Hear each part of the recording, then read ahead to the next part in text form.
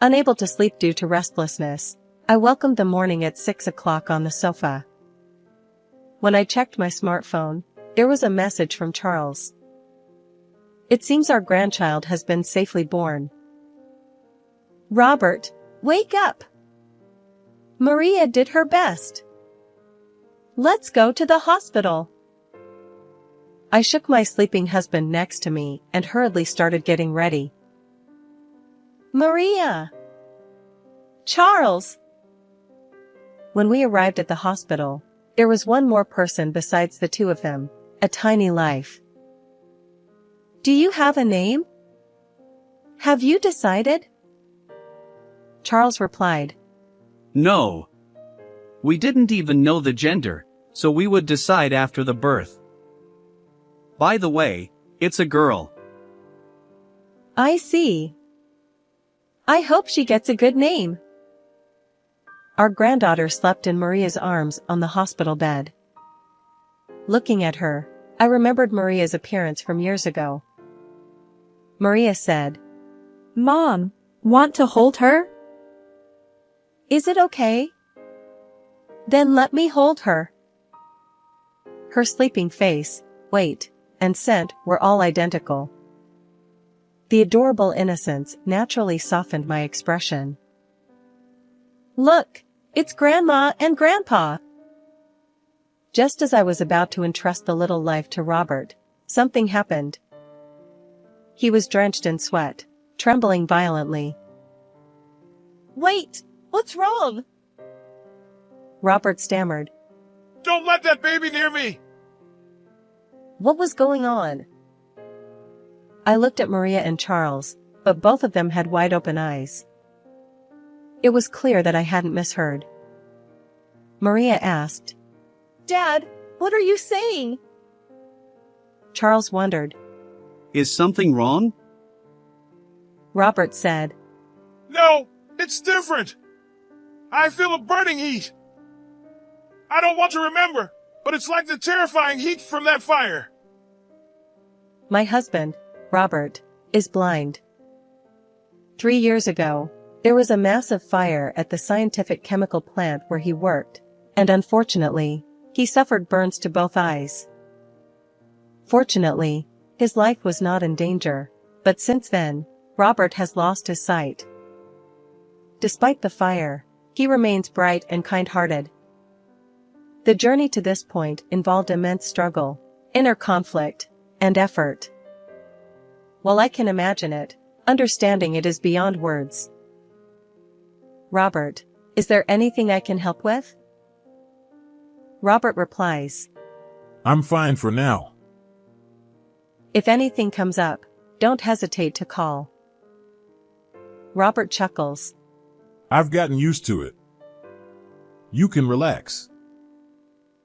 Although he always says that, true peace of mind eludes us, and we continue to worry about him both physically and emotionally. Despite his unfortunate circumstances, resilient Robert possesses a unique skill.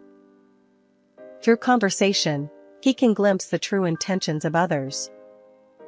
He insists it's merely a heightened sense, not any kind of superpower, but from an outsider's perspective, it's an impressive ability.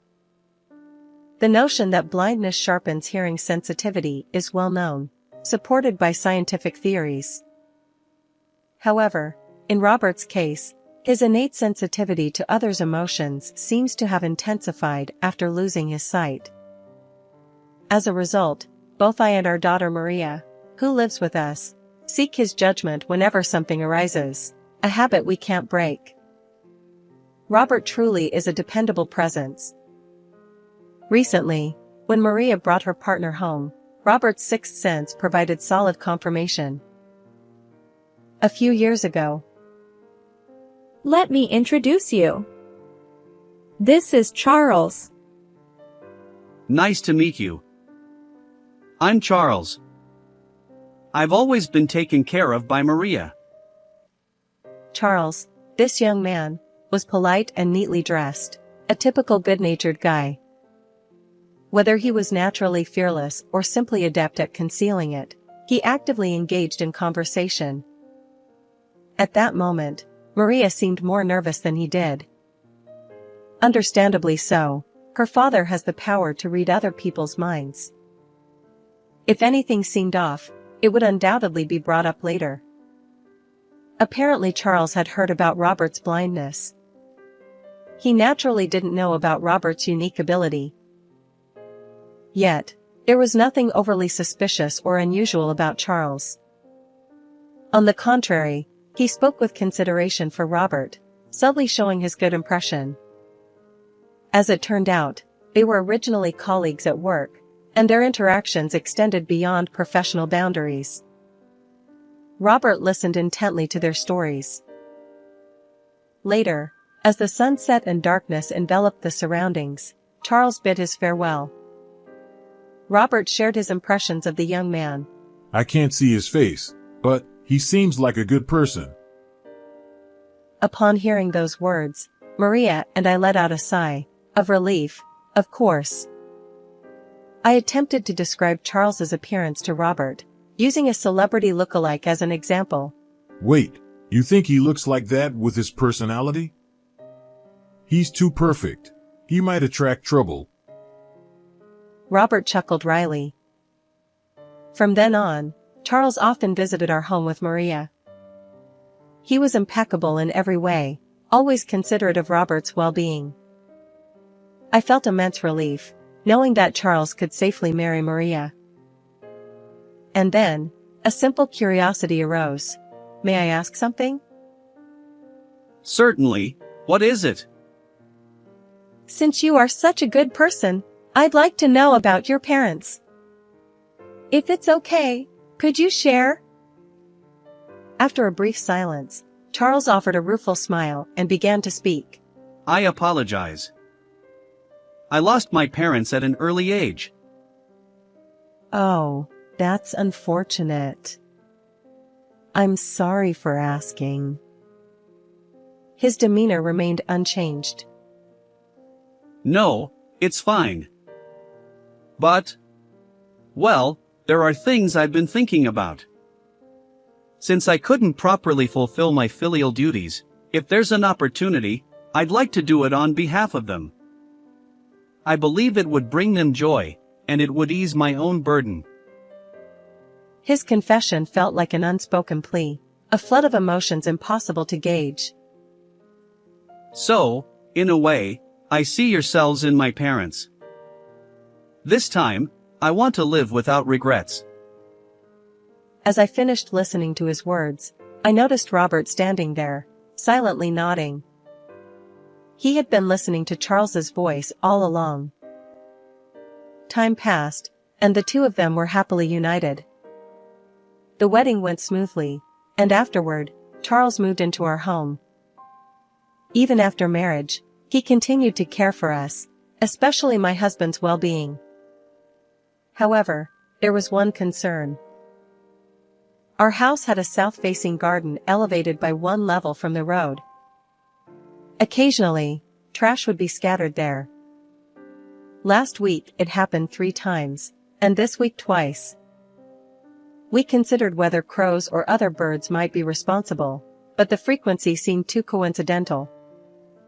Still, even if someone intentionally did it, the harm wasn't significant enough to make a fuss, so I kept it to myself.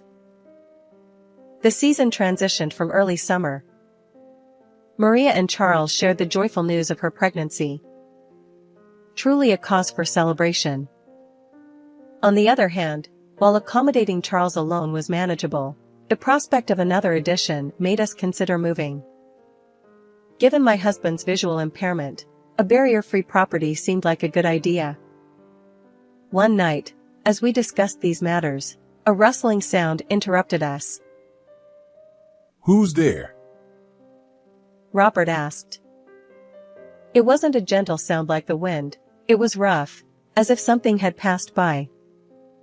An uneasy feeling settled in.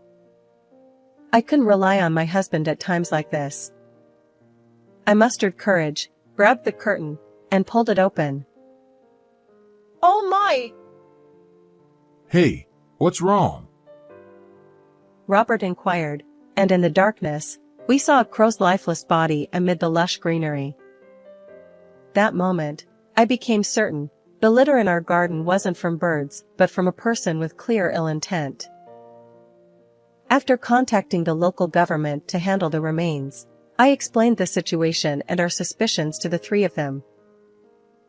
Why didn't you say anything earlier? Robert asked. Until now, it truly seemed like wind-blown trash. The garbage bins aren't far, and I assumed it was bird-related. I replied. Maria suggested calmly, considering our options. Charles agreed, adding that raising the fence might help but wouldn't address the root issue. Robert proposed installing security cameras, and after much discussion, we decided to do just that. About a week after installing the cameras, Maria, now pregnant, discovered trash in the garden once again. Checking the footage, we were surprised to find the culprit identified so easily. The security camera showed a woman with long blonde hair casually tossing a garbage bag with her right hand. Not only her appearance, but her face was clearly captured. Maria whispered, I feel like I've seen this person before. Despite thinking hard, she couldn't recall, so we waited for Charles to return.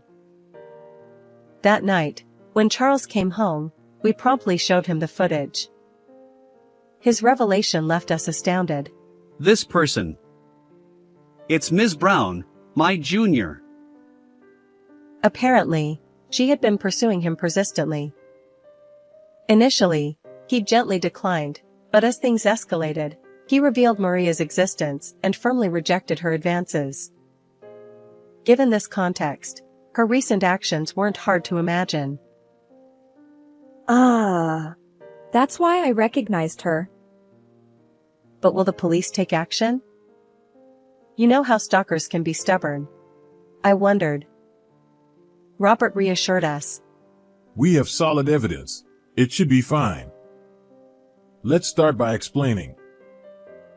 The police took the situation seriously, contrary to my expectations. Thanks to their intervention, a woman named Brown received a stern warning from the police. She was also required to sign an agreement at her workplace, promising not to approach Maria and Charles. Ultimately, she was transferred to another state. It appears that her motive for such actions was indeed harassment. However, there was one unexpected twist. Her ill intent was directed not at Charles but at Maria, the woman who took Charles away from her. It was a case of misdirected anger, to say the least. Nevertheless, our home returned to peace once again. Time flew by. Maria's belly grew larger, and she was admitted to the hospital for childbirth. As I prepared for her hospitalization, gathered postpartum necessities, and ran around attending to various tasks, memories from the past resurfaced. When I gave birth to Maria, it was a difficult labor, and I went through quite an ordeal. Although it happened over 20 years ago, every detail remained vivid in my memory. Now, being in the position of an observer, I felt deep emotions. Maria went into labor one night.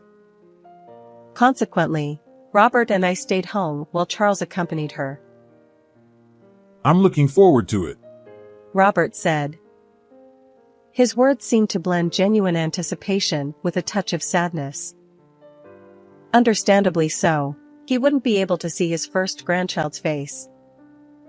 As I pondered how to respond, Robert seemed to read my thoughts and quietly continued. Throughout my life, I've never deeply regretted losing my sight, but this time, it stings a little. I wish I could have seen my grandchild's face. In your place. I'll see it plenty. Didn't I promise to be your eyes, Robert? Even if I say that, it won't change anything, and you are having trouble answering. Clearly, he saw through even the smallest details. With this strange ability, I still can't see my grandchild's face. Hey, would you join me for a drink? Certainly. Of course. My abilities are limited, but if sharing a drink can ease his burden, I'll extend my hand. Restless and unable to sleep, I welcomed the morning at 6 o'clock on the sofa. When I checked my smartphone, there was a message from Charles. It seemed our grandchild had been born safely. Robert, wake up! Maria did her best. Let's go to the hospital. I shook my sleeping husband next to me and hurriedly started getting ready. It was a weekday morning, and the hospital seemed quieter than usual. The sparse foot traffic included patients in pajamas heading toward the shop. Amidst this scene, I noticed a shadow that emitted an indescribable sense of suspicion. The figure didn't appear overly suspicious, yet its inability to blend in with the surroundings felt peculiar. Robert seemed to sense something too. Something feels different. Is someone there? When I mentioned the shadow, Robert muttered, "Don't approach recklessly," and tapped the floor with his white cane. I took his hand, casting a sidelong glance at the mysterious person. Maria! Charles! When we arrived in the hospital room, there were two others, a tiny life. Good morning, both of you. How are you feeling? Good morning. Nothing's wrong. The baby is doing well. I see. That was good. After that, Robert frowned. So I helped him sit down. I asked if he was feeling unwell, but apparently, he wasn't. For now, we decided to share our joy. Have you decided on a name? Charles replied. Not yet. We didn't even know the gender, so we would decide after the birth. By the way, it's a girl. I see. I hope she gets a good name.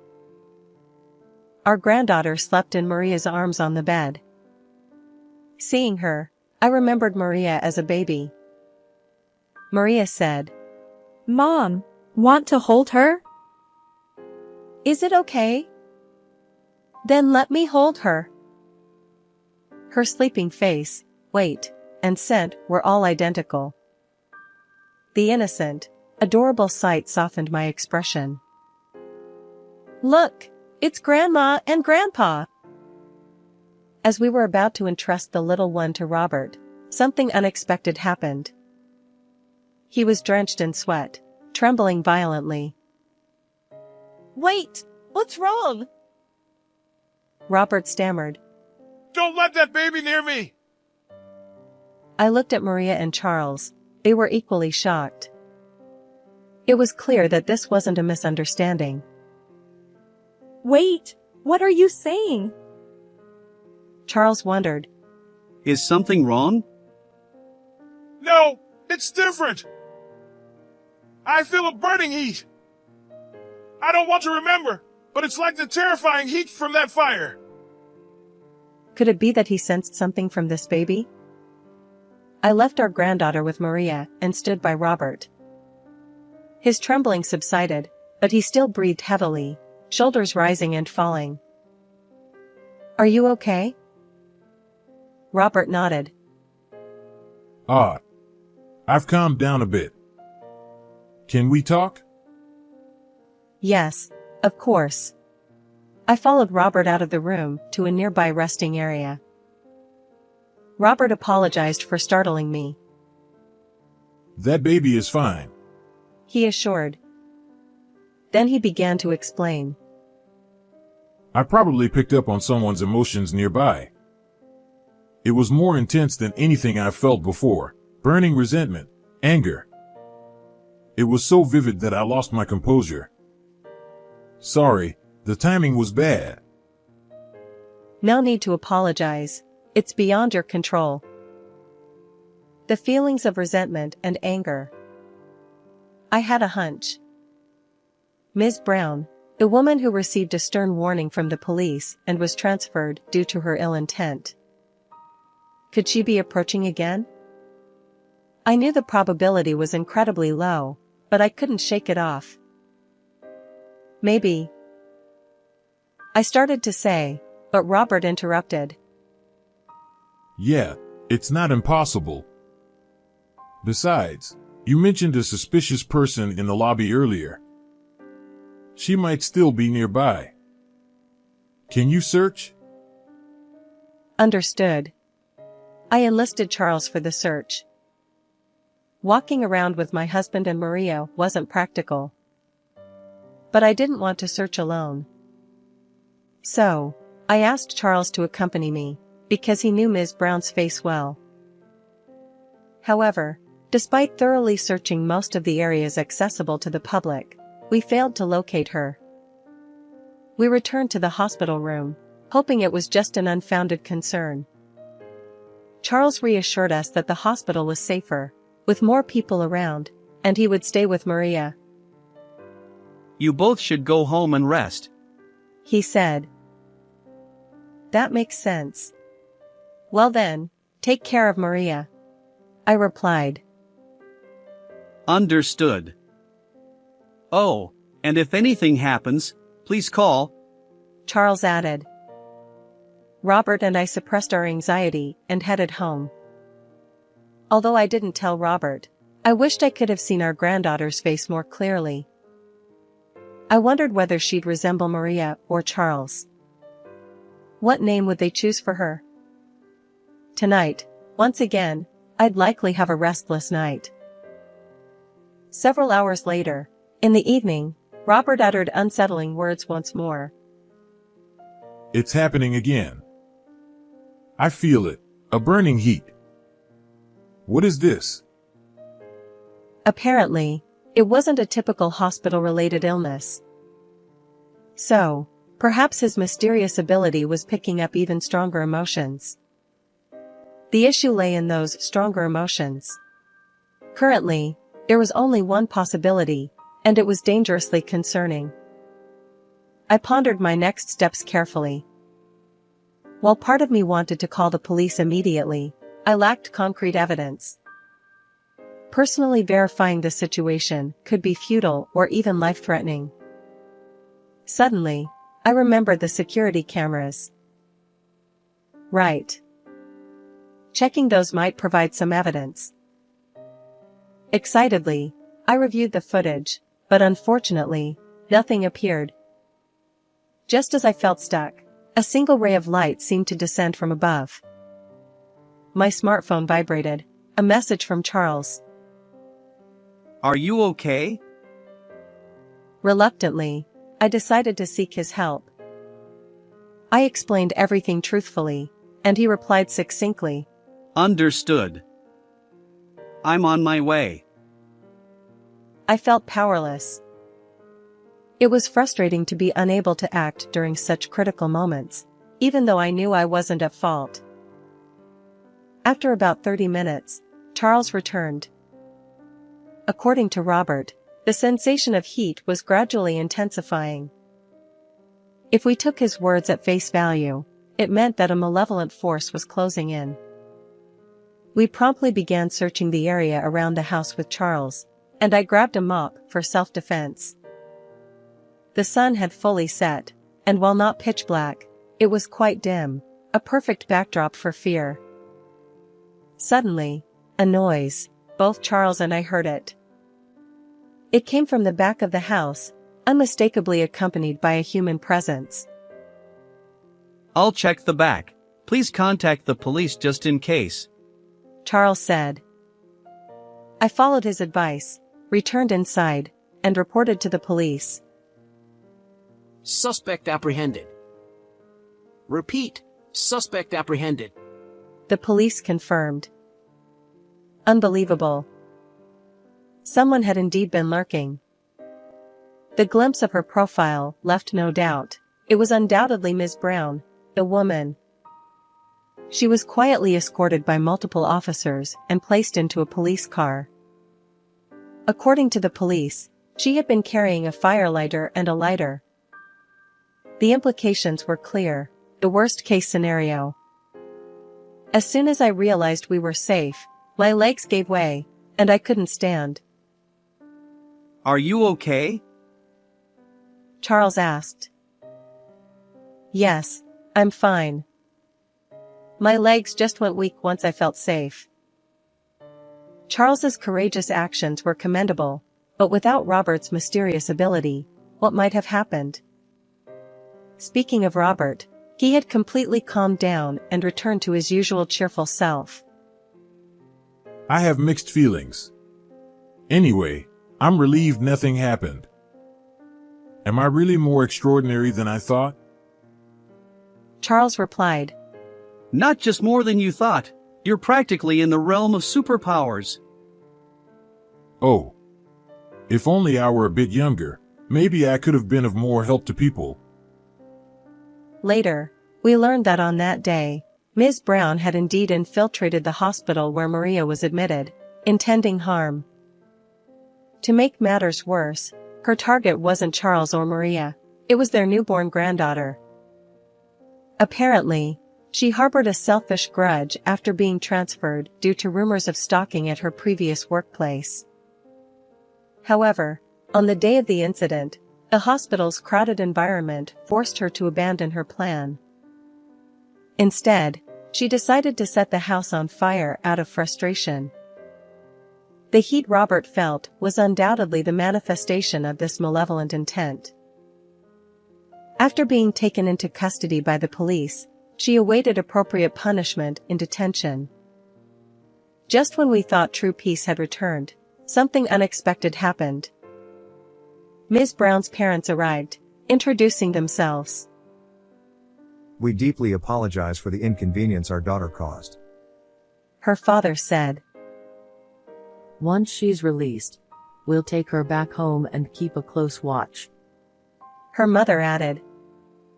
While it seemed they weren't seeking forgiveness, Robert wasn't present. He had gone with Charles that morning to pick up Maria from the hospital. Their sincerity was evident, but ultimately, we couldn't discern their true intentions. Naturally, I didn't invite them inside and politely saw them off at the doorstep. Later, a chilling question arose: why did they know our home's location? Realizing this, I decided to expedite the relocation plans I had been considering. With Maria safely discharged and our family expanded, I candidly explained the situation. We need to move soon, I told Robert. He took the initiative, joining Charles and me to explore various locations, reading the energies around us. Fortunately, we found a suitable home that satisfied everyone. It dawned on me, I hadn't fully believed in Robert's abilities until now. This incident made me wonder if he possessed true superpowers. The new house is a comfortable barrier-free property. Robert, and even our new family member, Karen, will find it accommodating. With this change, I hope Maria, Charles, and I can live here with peace of mind. The threat that once loomed over us has dissipated. I'm genuinely looking forward to starting a new life in this fresh environment. But... Hey, Charles. Can I ask you something? Yes? What is it? Do you need any help? No, not that. I just want to know, do you think it was a good decision for you to live with us?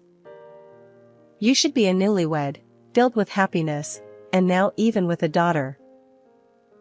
Well, I've mentioned this before. I wanted to be a good son. I've always longed for a family, so this is...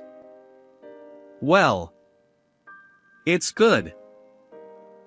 As I struggled to find words, he continued. And also, I'm truly grateful to both of you. Grateful? Yes! If Robert hadn't been here, who knows what might have happened?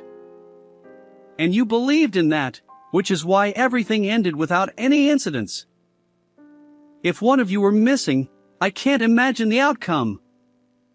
So, filial piety, and repaying kindness. Having this opportunity, I. Thank you.